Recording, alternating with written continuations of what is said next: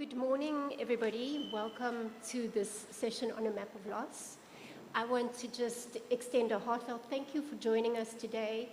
A warm welcome to our very esteemed panel. I feel tremendously honored to be up here with all of you. I'm going to just ask that for the duration of the session that you please keep your masks on, just so that we adhere to the COVID protocols. So it gives me great pleasure to introduce this panel today, and their books are downstairs if you haven't had a look yet. So on my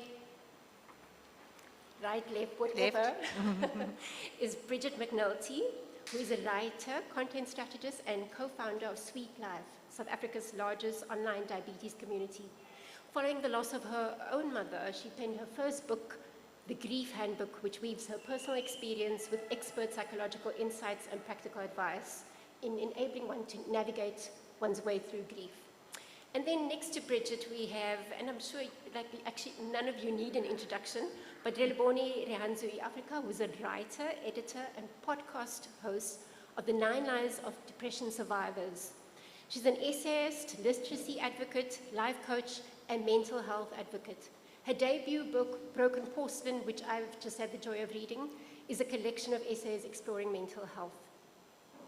So, you know, I think that it's particularly apt that we are engaging in a conversation of this nature within the context of the pandemic and the loss that we've all suffered. And I'm talking about loss in the broader sense of the word, that we've lost our way of being in the world. We've lost people. We've lost in terms of our wellness, our mental wellness, but particularly in zoning in today on the concept of death, I would like to just, you know, think about how often, and Bridget was talking about this earlier, conversations about death and dying are shied away from because they're not soothing to the psyche, if one can put it that way.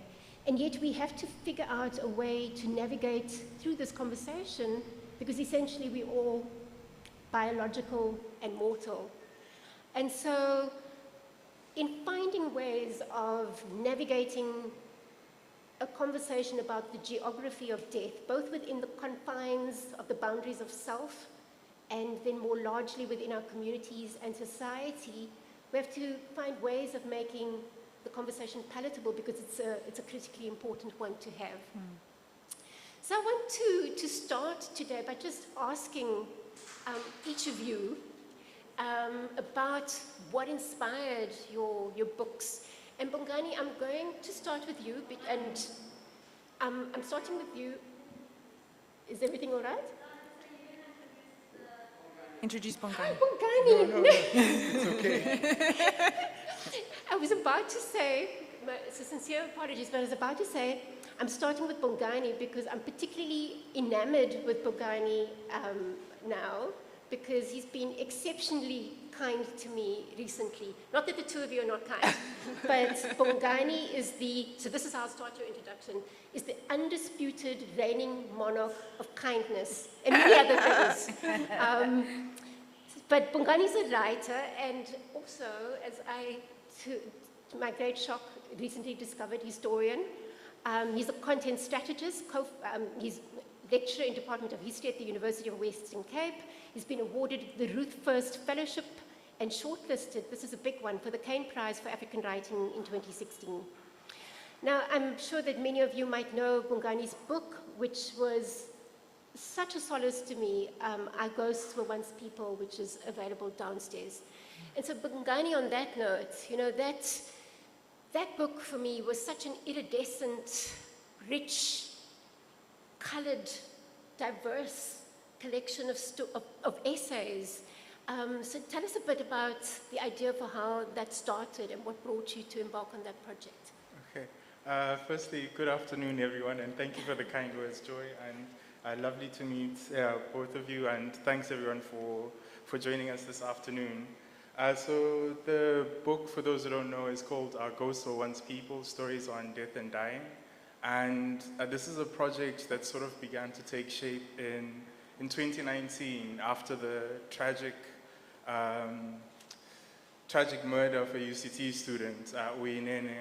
So that was sort of like in August 2019. And just seeing the kind of public reaction around that, the kind of like real public devastation around that. And so at the time, and for me, my background is in literature. Like, to be honest, the way I would describe myself is I'm a reader. So I started thinking about how we could respond to this moment through writing. And in the process of that, like, and poetry plays such a big part in how I think about things or how I approach life. So I hope this is going to make sense. So one of the poems that, there's a poem by an Irish poet called Michael Longley. It's called Ceasefire, and it was signed, Michael Longley is a poet of the Troubles, and the poem he wrote, it appeared in the Irish Times after the signing of the Good Friday Agreement. And the last stanza of that poem is, and sure, I feel like I'm talking too much, forgive me.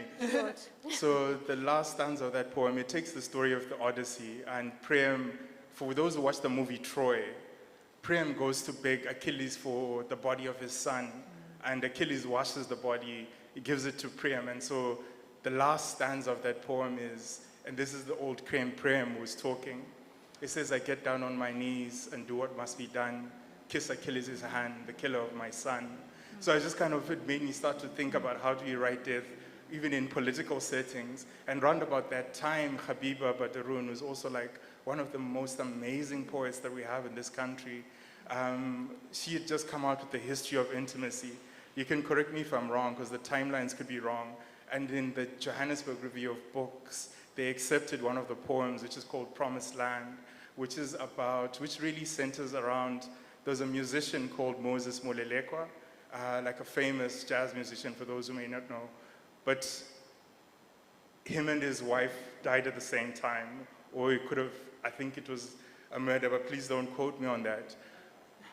I know but I love this poem. She has this line where she says, she starts off talking about Moses, and then she moves to Florence, who's Moses' wife, and she says, even here, you're at the end of the story.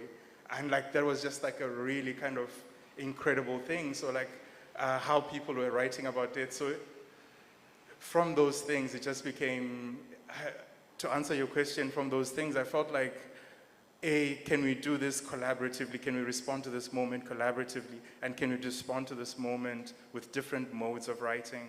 So whether it's essays, whether it's poetry, whether it's fiction, whether it's photography, can we utilize all of these things to respond to this particular moment? And so that's how the kind of, book came to be. That was the seed of it, and then that's how the book came to be. I feel like I've talked too much. Thank you. You have not.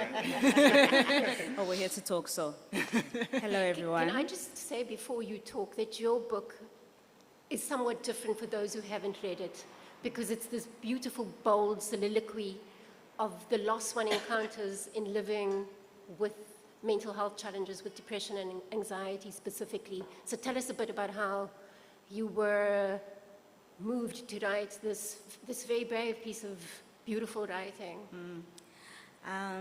So when I was first diagnosed, I was diagnosed with depression, severe depression, and generalized anxiety.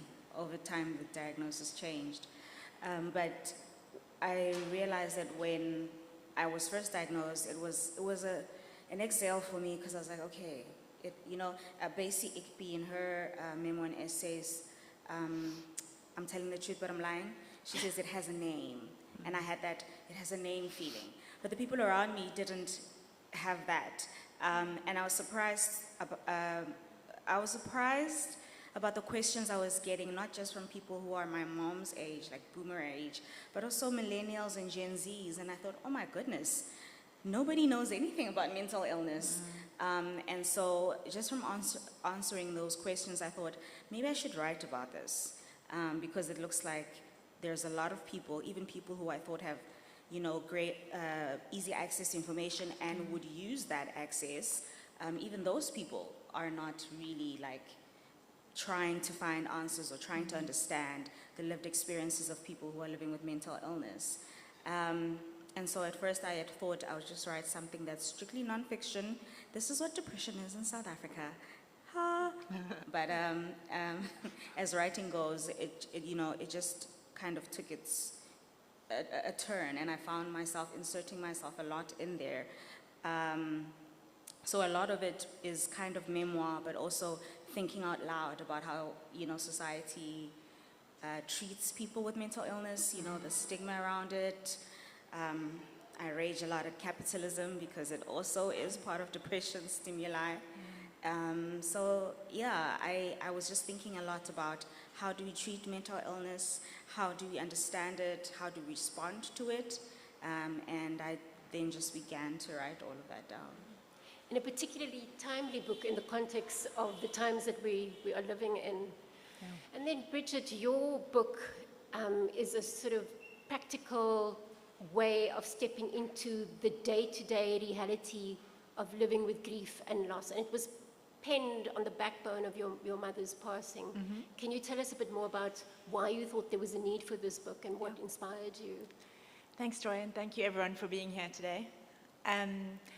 So my mom died very suddenly in 2019. She was totally fine, perfectly healthy, and then suddenly started having weird symptoms. She had like sore feet and acid reflux. And eventually we got her to the right doctor who did all the tests, and from the moment of diagnosis, which was 4 different types of cancer, till when she died was only 13 days. And my brothers and I were in complete shock, and my dad, we were all just flabbergasted that this could happen, because even from when we started doing the test, that was like a week before, and our lives felt like they had been completely turned upside down, which I think is a familiar experience with grief, regardless of the length of time beforehand and the kind of preparation that you have. I don't actually know that helps the feeling much. But I'm a reader and a writer, and so in the wake of my mom dying, I turned to books, because books had always fixed things for me, and I just couldn't find one. I could find a lot of religious texts, which wasn't what I was looking for, and I could find kind of deeply philosophical analyses of what grief is, and I didn't have the brain power to deal with that. And I remember going into a bookstore looking for a book, and it felt like there were just too many words on the page. Like my options were either this book filled with someone else's words, or this book which is a totally blank journal, and both felt overwhelming. And what I really wanted was someone just to say, in the form of a book, to say, oh, I see you, this is so hard. It's so much harder than anyone told you it was going to be. I'm so sorry, it totally sucks. If you are hating it, that's totally fine. And if you're surprisingly okay, that's totally fine. There's no right or wrong way to do this. But I also wanted space to make it my own. I wanted like space to vent, and I found that there were these thoughts that I just couldn't get over. Like my dad said to me the one day that he felt he'd been cheated out of a decade with my mom, and I was like, oh my God, like how am I ever going to be okay with that sentence? And like dumb things that I just couldn't get over, and I needed something practical to get them out. And so about a year after that, I started getting these ideas, and I didn't tell anyone about them. I don't know if you guys are like this with writing, but I like kept them locked away in my head and like silently scribbling in a journal. And then I told my best friend, who's also a writer, and I decided my dad was having knee surgery in Durban. I would fly to Durban, check him into hospital, and then I would have 5 glorious days without, I have 2 young kids, so without children, without work, and I would just bash out a rough draft. And that was on March 20th, 2020, which some of you might recognize. As the day as I landed in Durban, I checked my dad into hospital. I got back, I was sitting on the veranda with a gin, and my brothers were like, we need to have a family emergency call. And I was like, what do you mean? This is the beginning of my time. And they were like, well, your husband and kids are going to be stuck in a different city unless you get them to you immediately. So we ended up living in Durban for 6 weeks.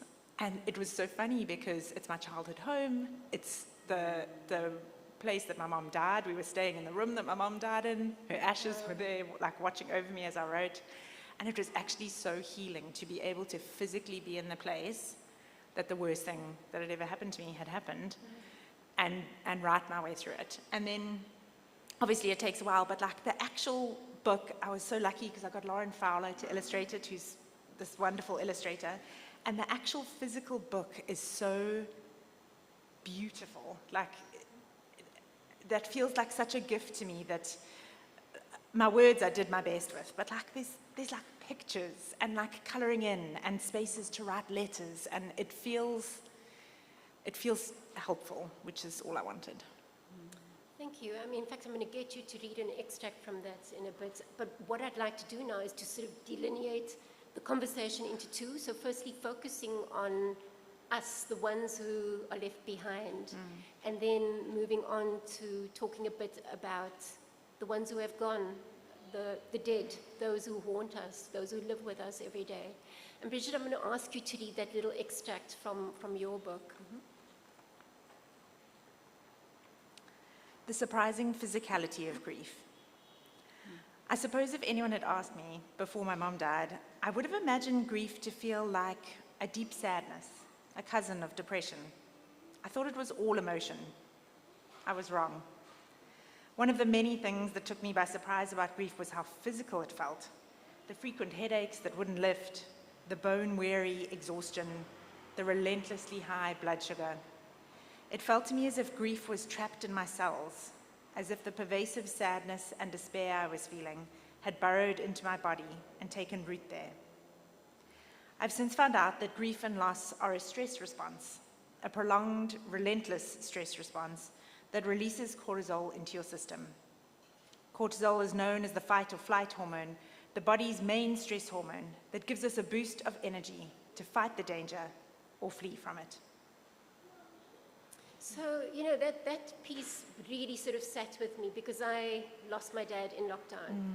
And on the one hand, I was this person who was determined to get out of bed every day, to act, to be present in the world, and actually, ridiculously importantly, to be, even though my dad was gone, to be the person he would want me to be in acting, doing, holding space. But at the same time, I was traversing doing that and sort of collapsing on the bathroom floor, and that there was this physical sense of enormous fatigue and brokenness, if one can physically manifest brokenness. So I want you to just talk to us a bit before I ask Relebone to add about that notion of the physicality of grief. You talk about in your book the fog of grief. Can you tell us a bit about that? Yeah, it was actually one of the things I found most helpful was, it's not my concept, but it's this idea that when someone dies, this fog of grief rolls in, and it's a physical fog in that you feel, you are physically not okay, like you feel exhausted, but also mine manifested as headaches. My dad felt flu-y for like 6 months. My brothers had stomach aches. And it's also physical in that you suddenly start doing dumb things, like slipping on a bath mat that's always been there, or having silly accidents. Or I remember like taking a glass out of the cupboard and it just fell out of my hand and smashed on the floor. And I was like, I didn't do that. I don't know how that happened. So you get like physically clumsy and exhausted. Mentally, the fog feels like it just doesn't, your brain just doesn't work. And I was really worried that I would never come back again. Like my brain was so slow and so bogged down, and I couldn't understand things. I couldn't read properly, and I couldn't talk properly, and I was so worried that was going to be permanent. And then obviously the emotions, which are just so overwhelming. And I think it's so fascinating to me that we don't talk about this more, because if there's one thing we are all guaranteed of, like in this room and in this world, it's that we're going to lose the people we love. Like every single one of us is going to go through this. And yet when it comes to talking about grief, we haven't turned the volume up on what it feels like. We're like, oh, I'm so sorry for your loss. And then 3 months later, that's like as much as you're given to be feeling not great. Whereas in my experience, I was just shocked by how all-encompassing it was. And then when I read this concept, it was in a little booklet by this guy called Kenneth C. Haug, who has no social media presence and no email address. So I haven't even been able to thank him. I can write him a letter. He's in like Ohio in the States. But he wrote about this fog of grief, and I took a photo of it and sent it to my family, and I was like, oh, thank God. Like, we're not going crazy, and we're not ill. Because that's the other thing, right? Someone dies suddenly with unexplained symptoms. You suddenly have persistent headaches that won't lift, and you're like, oh my God, it's me next. My dad has flu, it's COVID. We were like, we're going to lose them both. So I think it's really reassuring to know that this is just normal. Like, we all just feel awful. So Relebone, you know, I can draw a direct line between what Bridget's just said and some of the beautiful sentences that you have in your books. I'd like you to talk about specifically the physicality of living with depression and anxiety. I mean, and there's a particularly moving chapter where you talk about having, out of the fear of inflicting self-harm, having to escape out into the night. I think there's a part in there where I write that it's like your body is a grave. You're carrying death with you. It was a very striking image that you talked about, that you were actually in the room where your mother died with her ashes there. And I mean, what I'm getting from that is you were very close to death all the time. Yeah. And that's what depression feels like in your body, you know, like you cannot escape it. I was telling my friend that even in times where you're not really in the depressive fog or like having a severe episode, it feels like it's always there lurking, you know. I remember a nurse saying to me and some other family members who were visiting some patients who were in the TB ward. And so obviously we had to mask up and everything, but it was Christmas, so we had to eat outside, aside from them. And she was just telling us a little bit about how TB works, and she said, you could have TB in your blood now and not know it. And then your immune system is compromised and it flares up. And I said, that's exactly what it feels like to live with depression. Like it's always there. And at any moment, something could happen that shakes me and it flares. But there's always that fear that it's in me. It's not going to go away, you know. So it feels like your body is a grave. It's carrying death in you. And in a weird way, you start to have an affinity for it because you live so closely with it. So sometimes you do things like walking out into the middle of the night because you want to escape, you know, or you feel like, I just have to do something with this energy, you know. And I didn't know then when I walked out into the night that that's actually one of the symptoms of bipolar depression. I remember watching Insecure, and one of the characters had just walked out into the night, and he had a fight with people, whatever. And then he comes back to Issa and he says, oh no, I was having an episode and I walked out into the night. And so it feels like that's the kind of way that it manifests in a lot of us, is that we feel the need to do something, you know, to not contain, but to use the energy in some way, because it's a lot for a body to carry, you know. Absolutely. Like she was saying, the cortisol response, like that's how your body is trying to say, okay, let's deal with this. But it's so very overwhelming that the way in which your body deals with it is not always conducive to wanting to continue to live life as normal. Yeah. Gosh, that's you know, it's so beautifully put. And yeah, I would like to encourage everybody, especially if you're battling with anxiety and depression, like that chapter, the one where Relebone walks out into the night, it's particularly beautifully crafted and just touched so many parts of me. So thank you for writing that. Bongani, I want to move to the notion of grief being something that's not linear, but that it's cyclical. And you know, as you were saying earlier to us about how people sort of expect that there's a time period and then you're done and you expect to function in society and that this thing is in the past. And I recall after, you know, losing my dad, and this was after the first year, that there'd be moments where there would be the smell of a particular food that he would make, or I'd be walking on Sea Point Promenade where we would walk together and he would do his funny kind of old man walk, like super fast, where I'm lagging behind and I'm whining about when can we get to the part where we have a glass of wine and breakfast and stuff. And by the way, I wasn't 5 at the time, I was 45. And just, you know, this, and I was talking to my sister about it in this week, like living in the sense that there's always this hologram of, for me, both my mom and my dad, they are everywhere I go. They're there, they're real. I feel them, see them. And I'm not talking about it like in any kind of spiritual way with a connection with an afterlife, that they're so deeply immersed in every fiber of my being that it's overwhelming in some ways. And so, Bongani, I want to move to your story in particular, in Our Ghosts Were Once People, where your grandfather was killed in 1979.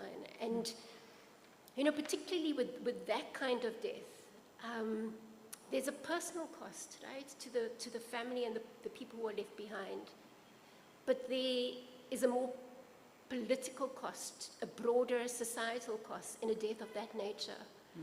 And I was just interested in hearing your thoughts, particularly about, you know, a death such as the death of your grandfather, how that definitely never can be something that is time-bound and it's done and it's linear, but that we have to absorb and constantly remember and hold within us. Sure, thank you so much. Somehow I just feel like saying, I'm not a real doctor, but I play one on TV. So just to get it out there.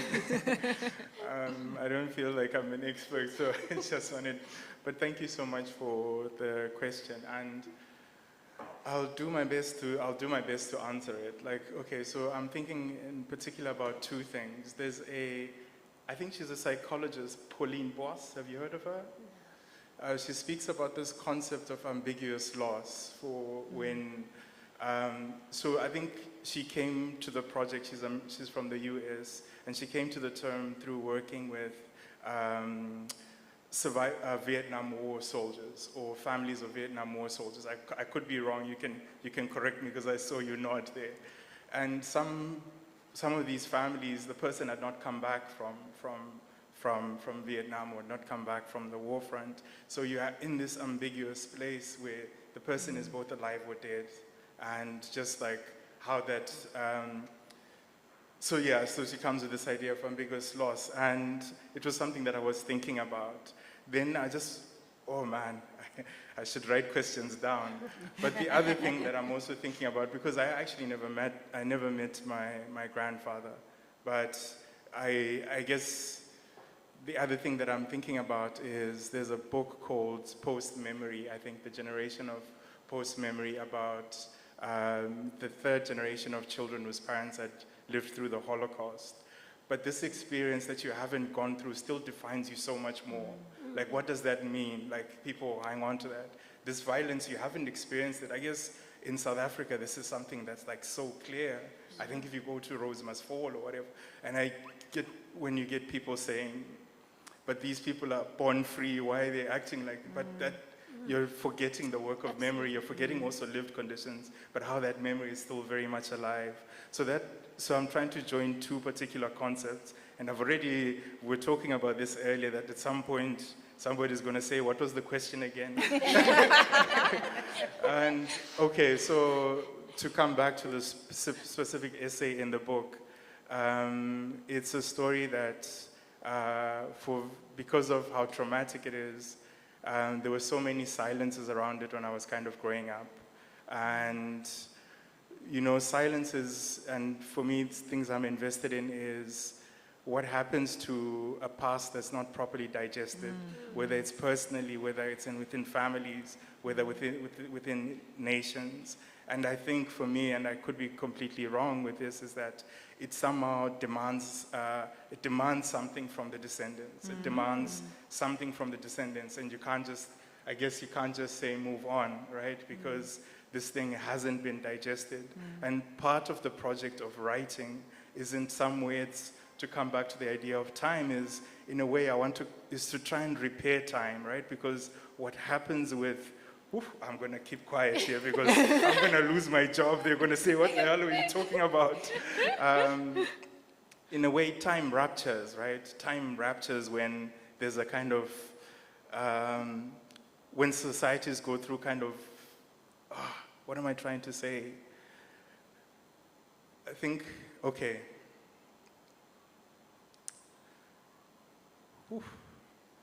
I feel you. I know what you We are hearing you. We are hearing you. Okay, I think the last thing I'll say that, because it's still kind of a very difficult story to talk about it, but the last thing I will say, and hopefully somebody will take something away from this. I was reading a book called A Primer for Forgetting, Getting Past the Past, by a guy called Lewis Hyde. And in there, it's a book that is just a loose book filled with scrapbooks, but in there is a Facebook post by a woman from is it Native American community. She has these dreams that haunt her about this genocide that took place. And eventually she goes to the place that's in her dreams, and she says to the ancestors, whoa.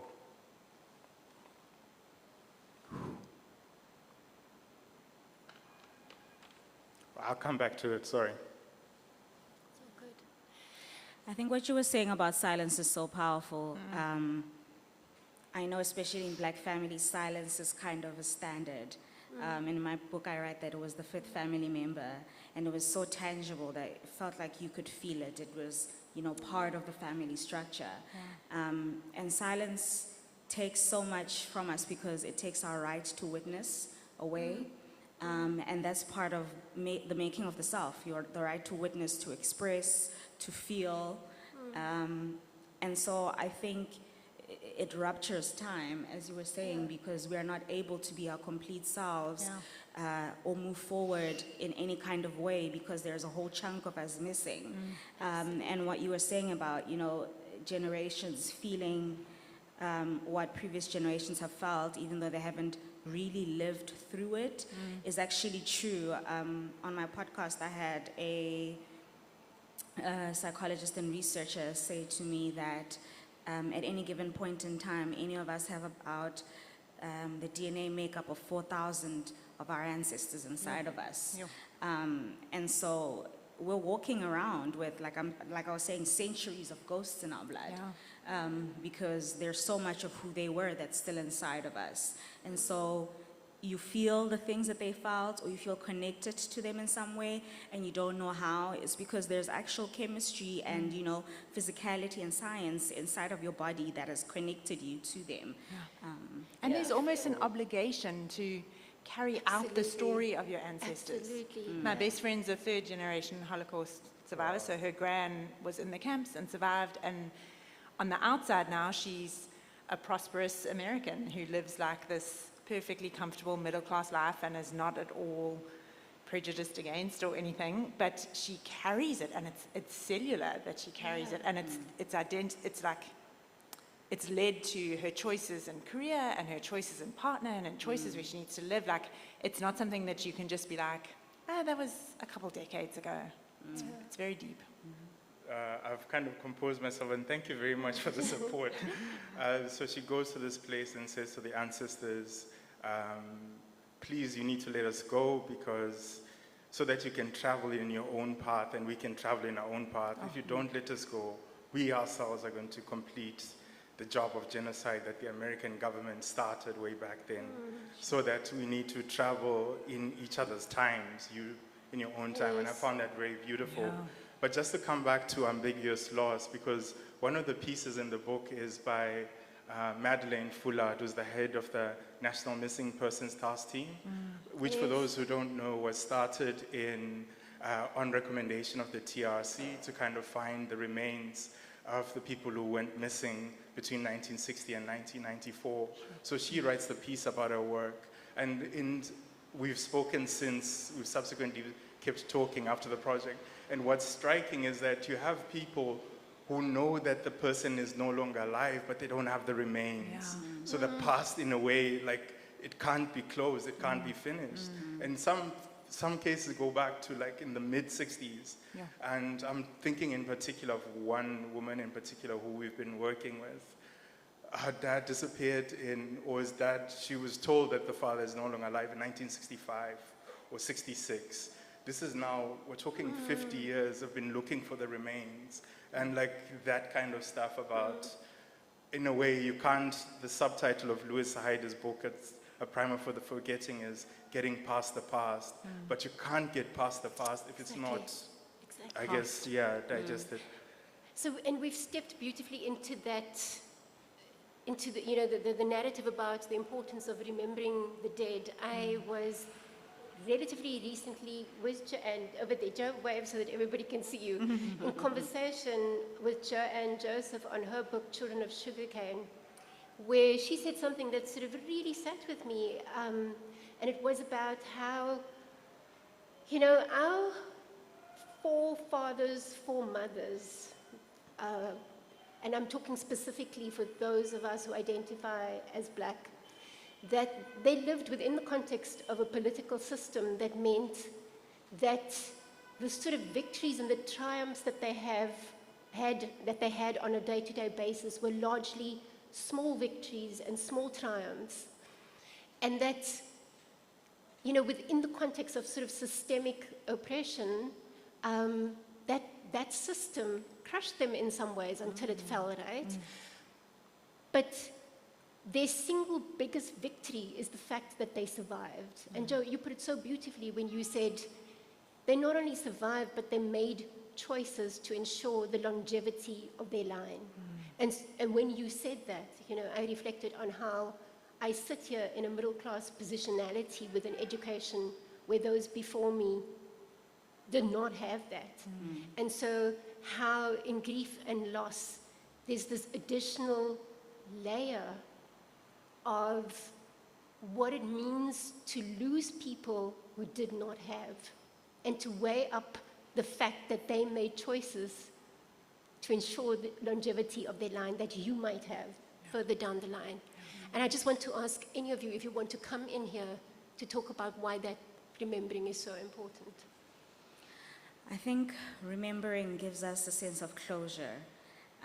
Like you were saying about the missing remains, I think Lumumba's killers, they, completely disintegrated his body with acid after firing him and killing him by gunfire. And one of them took a trophy, which was a tooth, I think, and he took it with him to Belgium. And for years, I think maybe for over 60 years or something, Juliana and her family were fighting for, can we have that last part of my father's remains back? And I think they only recently got it back. But it shows you just how much we need what we see as ours, the people who are a part of us, to kind of embrace them for the last time, be with them for the last time, but also know that we have laid them to rest in a place where, in a loving way, it gives us that closure, it gives us a sense of peace, but also it's homage, or as Americans say, it's homage. It's homage to them, to say, this is my last act of love for you, to give you a funeral that is dignified, where people who love you can gather and say, here lies the remains of so-and-so. And I think that's why maybe in a lot of cultures, funerals are so huge and ritualized, and there's all these things that happen around it. And a lot of us who buried people over Zoom during COVID, I think, I was very, very critical of the way in which Black people especially, bury people, because I was like, it's so exhausting for the family. And yes, it still is. I don't want to romanticize it in any way, but I found myself missing that sense of, we've gathered here this week. There are people who have taken time, even like Ogogo who come and sit on the mat for the week, there's just something powerful about that. Life has to stop, whereas a Zoom session, you're watching, you're watching the funeral over Zoom, and there's something about you that doesn't connect with it, because also what we know about screens, especially if we grew up, in the 90s and before that, is that what we're watching is kind of fictionalized unless it's the news. So a part of us kind of doesn't believe that it's happening. We need something in real time, something to touch, to feel. We need the energy, we need our bodies to experience that. Otherwise, we just, just carry inside of us this sense of disbelief and delayed grief. So I think just having a part of the people who we lost does something in us that is very essential to healing. I like the idea of keeping those we've lost present somehow. And it's not always easy, and I think if there's been trauma in your loss, then that's obviously a whole other layer that makes it so much more difficult. But I try to speak of my mom in the present tense, especially to my kids, and I tell the stories that she told me when I was younger. We cook her recipes. I wear her clothes and jewelry. I look alarmingly like her, which is also very strange when you really miss someone, and then you look in the mirror and you're like, oh. And we used to wear the same, like we have a couple of pictures of us wearing the same outfits and the same jewelry, and it's very uncanny, I think, for others also to look at me, especially as I get older now and she stayed the same age. But I do think there's something really beautiful about, as you said, there needs to be this moment of letting go of their physicality, and then is there a way to weave their being, like the bits that made them special and unique and who they were, is there a way to weave them in the present tense rather than it always having to be this very solemn, like past tense memorialization? If there's a way to weave them into daily life, I find that very comforting. That's so useful, and your book also talks beautifully about the notion of complicated grief, Yeah. which, is another layer of that. I think that this leads us nicely into a reading from your book, Bongani, if you wouldn't mind. Yeah, it's totally okay. I've been paid to be here. No, I'm kidding, sorry. Facts. I'm contractually obliged to read. But just to come back to the question of remembering, just touching on it, like maybe from a societal perspective. So after the General Franco's dictatorship in Spain, does anybody know about this, that they signed the Pact of Forgetting? That everybody what had happened during the dictatorship would completely forget about it. There would be amnesty and would start afresh. And of course, it never kind of works because you're asking us to forget, really. So I'm asking, for societies as well, it's important, not only what we remember, but how we remember. Yeah. And that's an important process for all. And in fact, the extract that Bongani is about to read speaks to that. The notion of rendering the dead invisible and this sort of cultural obsession with moving on. So if you'd please be so kind as to read. Okay. So this is actually from an essay by Lucien Bestal, and it's called All the Dead. And it's just the paragraph, right? Just the paragraph, please. Yeah. I return to the refrain. We do not leave bodies where they fall. The undertaker is called, the coroner, the cleaners if needed. Once removed from the scene, the body is prepared hurriedly again for burial or cremation, prepared to be forever out of sight. Funerals are arranged, memorial programs printed. The sooner the body can be disposed of, the sooner the living can get on with the work of mourning. But why all this haste? What could be more decent than to allow the dead to live among us for a short while at least? We should spend more time among the dead, to be still beside their stillness, to study their faces, to share their silence, to become familiar with death and what death looks like, if not in life, then in images.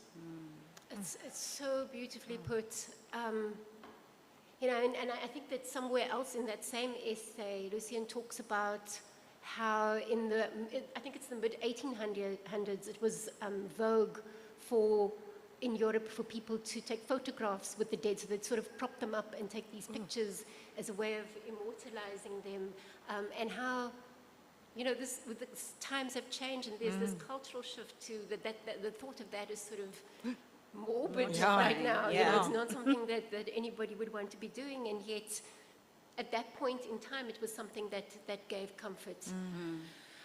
So I'm going to shift a bit and ask Relebone to, because I don't want us to lose time without you having read from your book. Would you mind to? Sure.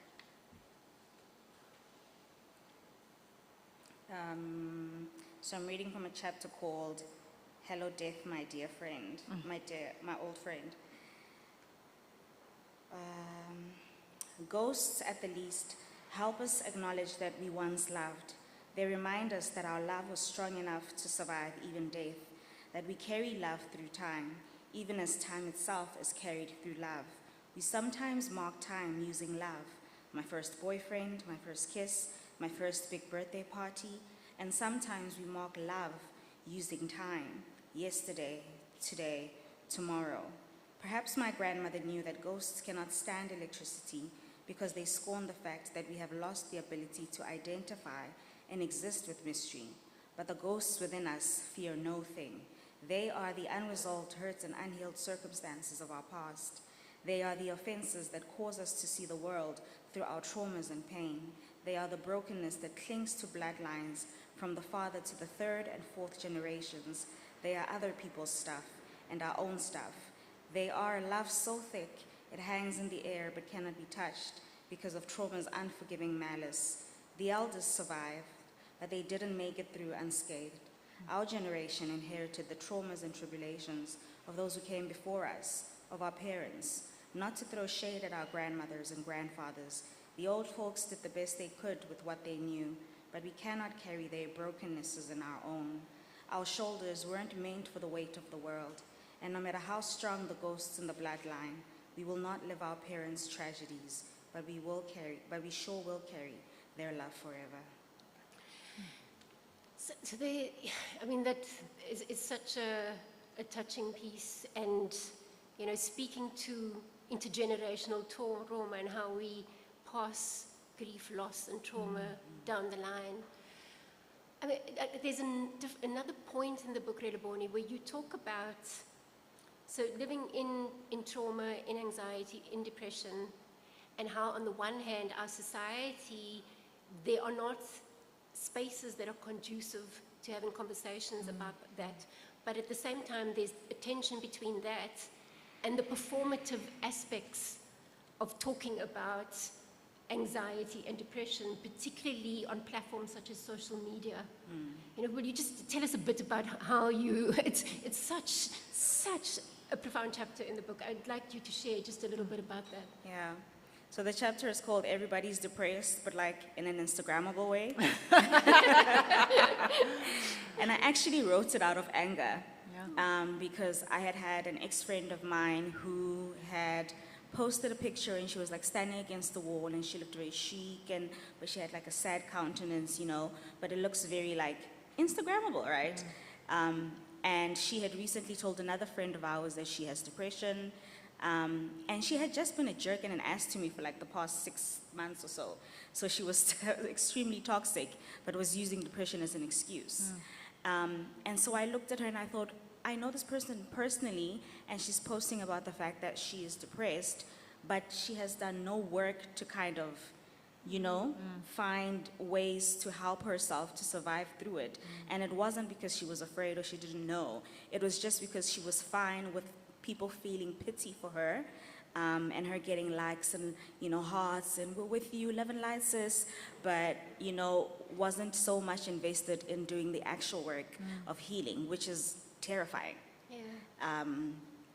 And so I started to see a lot of that, and noticed a lot of that on Instagram, on Twitter, and seeing how people would tweet about, oh, my toxic trait is like not taking my medication in the morning, and I thought there's something very crude about it, something very off-putting, because you realize that when people take it that lightly or want to aestheticize it in some way, all the people who are actually dealing with that and cannot even get themselves to get out of bed, they are silenced because they feel like, well, my depression is not put together enough for me to present to the world in a beautifully packaged way.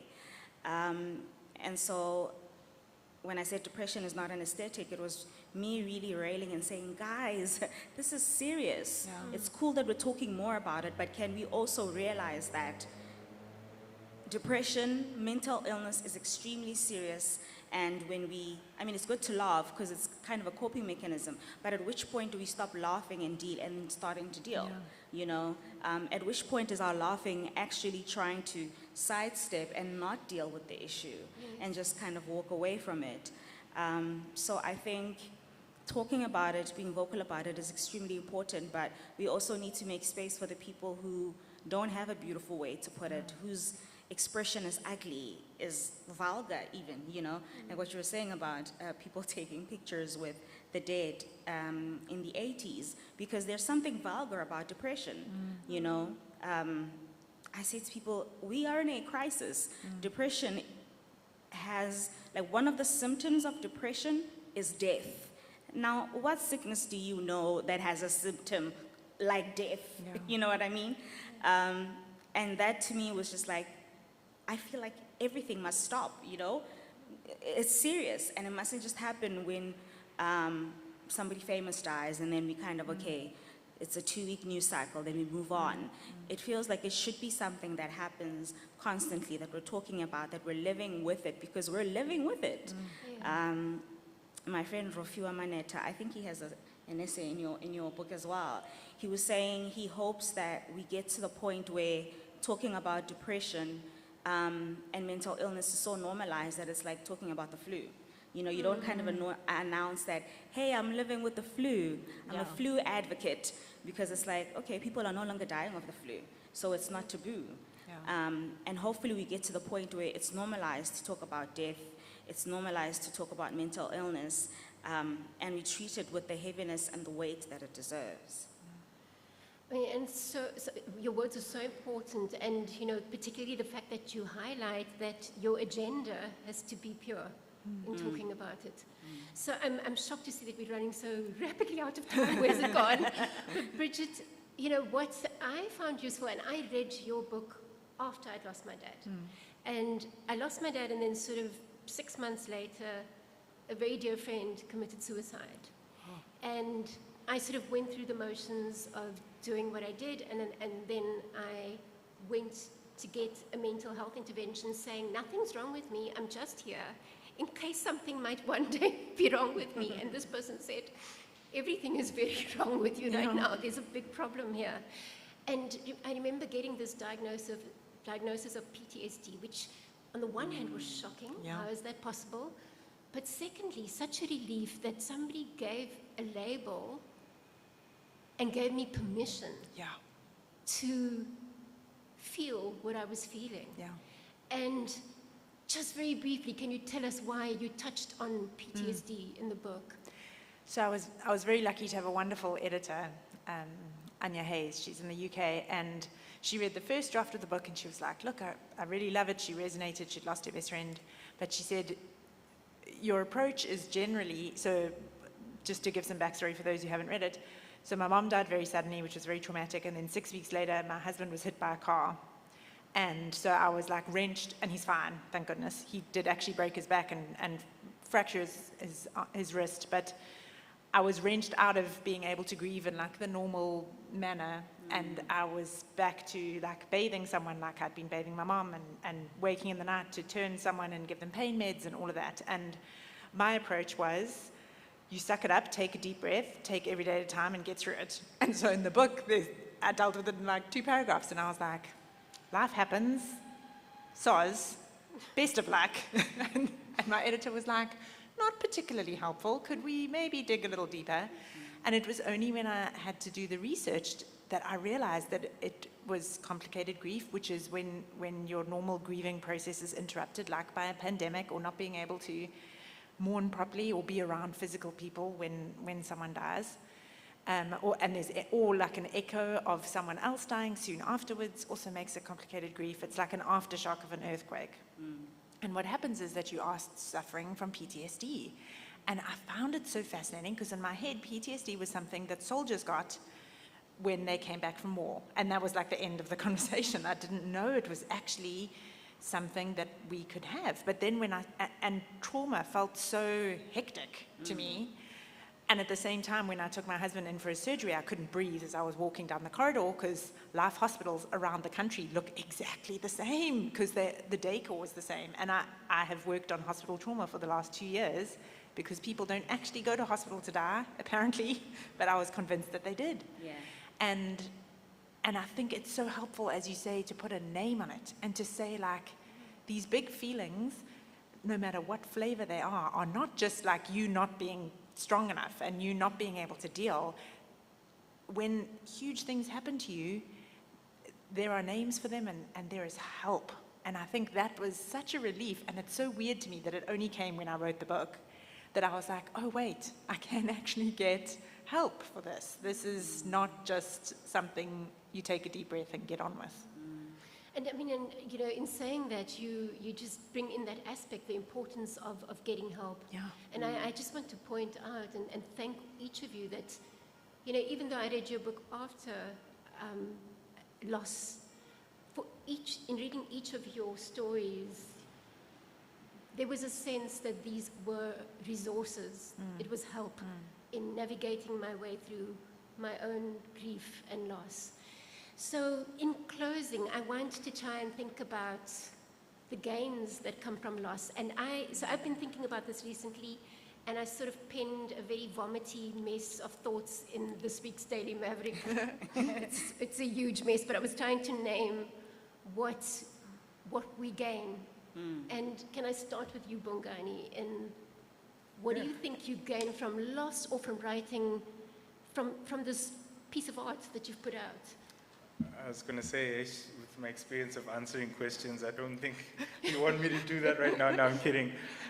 Just two things, if I may, and I hope it answers. The one is, can I just read the poem at the back of the book? Sure. As a way of closing? Please. And then the second thing is, like, I grew up in a generation where we used to make mixtapes, and like... Good old days. Good old days. And tied to that is that I love literary journals, and like, this thing is practically, if you think about it, it's just a mixtape. And the idea is that, you know, you make it out of love, and then you kind of give it to the person and be like, yo, I hope, you know, this helps you on whatever way you are, whatever journey you're on. So that's the whole idea. So, and then the poem at the end of the book is by Robert Barrowed, who lives in the Eastern Cape, used to teach at the university formerly known as Rhodes, but the poem is called My Death, right? And he says, I want to die in bed or sitting on a chair, like an old car engine slipping out of gear. Stop eating altogether like my dog Max when he died. Call enemies and friends to say goodbye. Here's my will signed and witnessed. Forget about a coffin, use a plank. Put me in the ground and plant a Celtis tree. It'll have my bones to thank. I want above all else to be awake, my fire to burn completely into ash. And if there's anywhere to go, I'll be going there. You know I won't be coming back. Wow. Wow. Beautiful. Absolutely. Thank you. Relebone? I think to go back to what you guys were saying about experiencing trauma in the wake of death, poet Vuyelwa Maluleke says, death attacks the dying and the ones they leave behind. And so I think I've gained a resilience. Lucille Clifton at the end of her poem, Won't You Celebrate With Me, says, come celebrate with me that every day something has tried to kill me and has failed. And so, because when you're in the fog of depression, you're really in it, and it's tough. When I find moments to celebrate, I just go all out. You know, anyone who's on my WhatsApp can tell you how ridiculous I get when I listen to a really good song, and I'm just like, yes, I love it. I'm gonna dance to it, I'm gonna do this. So finding the meaningful, or the meaning in little things, or enjoyment in little things, because I know that it won't be forever. It's kind of like, someday it's going to be hard. So when it's good, live in it. When it's hard, let it pass through you, you know. When it's good, hold on to it. When it's hard, let it pass through you. So I think that's what I've gained, is realizing the balance of life, that there's the good, the bad, the mundane, and all of it is part of living. And so just living day to day, moment by moment, and breathing. I'm going to encourage you to keep doing that, because for those of you who haven't read Relebone's book, she starts it in a way that just sort of blows your mind. I'm not giving too much away, but it's literally the first page. So if you go down and pick it up, it's the first thing you're going to see. So it's sort of big giveaway, sorry. But she starts with how surviving a car accident and her disappointment in not having died. And so I want to celebrate the gain that you're here, that in this moment you're alive, and that we get to benefit from this gigantic, monumental mind of yours. Thank you. Bridget? I mean, guys, could you have set me up for failure any more resoundingly? I don't have a Goosebumps poem to end us all. I think for me the gain is this, right? It's being able to talk about it. I felt so alone after my mom died, and I couldn't find anything that was a conversation. And in writing the book, I worked through a lot of that for myself, and the response I've had from people has just been so beautiful, and I think we all need to be talking about all of this more. And just to pick up what Relebone was saying, one of the concepts I found most helpful, and I still find most helpful, was of slices of joy. So instead of us looking in life for like the big things to look forward to, like the big holiday and, I don't know, when we get a raise and when we find our life partner, you look for these tiny 3-second slices of joy in every day. And it can be finding a great song. It can be a sip of water when you're really thirsty. It can be lying down in bed after a busy day and that feeling of like, and just noticing those and letting those kind of build the fabric of our lives rather than it having to be anything big and impressive. And I focused on that a lot after my mum died because grief is so overwhelming that finding like capital H happiness isn't going to happen. But it's actually now just become a habit. And I feel very grateful to have found a lot of slices of joy, like being here with all of you today. All of you today. Yeah. Thank you. Thank you. Thank you so You much. know, on that note, I want to thank each of you for being a little slice of joy, a big slice of joy in my day. And thank you to the audience. It's been just very appreciative that you chose to share this discussion with us today. Thank you so much. The 3 amazing books are downstairs on sale. Please do have a look. Thank you. Thank you. Thank you. Thank you, Thanks to everyone. the organizers too.